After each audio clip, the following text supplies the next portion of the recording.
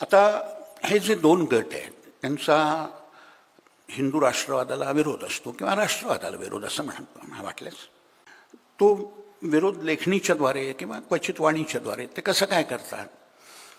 हिंदू राष्ट्रवाद म्हणजे तरी मुळात काय आहे, तर हिंदूंमधली एकजूट.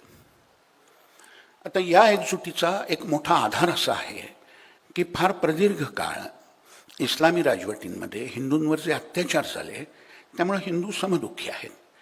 जसं काशीमधलं काशी विश्वनाथाचं देऊळ औरंगजेबानं पाडलं तेव्हा फक्त काशीमधल्याच हिंदूंना दुःख झालं असं काही नाही आहे, भारतभरच्या हिंदूंना दुःख झालं.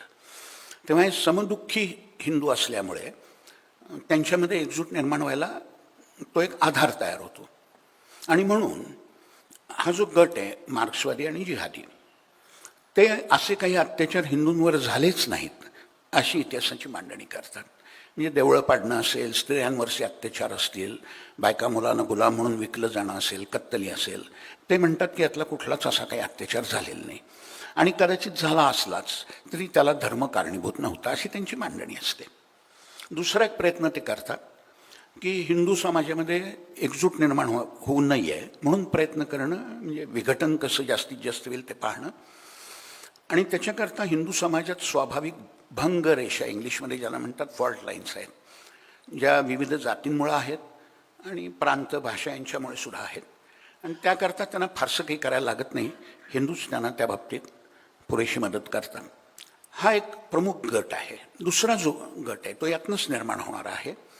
ते लोक आहेत जे आपले हितसंबंध जपण्याकरता ही जी रूढ अभ्यासक्रमांमधून पाठ्यपुस्तकांमधून प्रस्थापित झालेली विचारधारा आहे तिचं अनुसरण करत राहणं.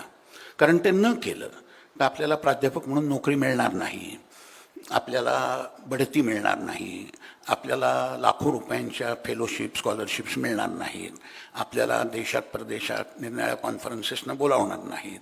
तेव्हा आपण आपलं मुकाट्यानं जी प्रस्थापित विचारधारा ही आहे तिच्याप्रमाणे बोलावं, तिच्याप्रमाणे लिहावं, असा आपला हितसंबंध जपण्याकरता ते प्रयत्न करतात.